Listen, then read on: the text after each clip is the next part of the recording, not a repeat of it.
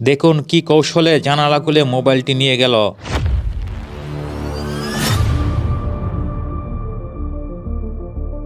লোহার গ্রিল এবং গ্লাসের জানালা খুলে কিভাবে একটি লাঠি দিয়ে মোবাইল নিয়ে গেল, শুনতে আপনাদের অবিশ্বাস হলেও কিন্তু ঘটনা সত্য।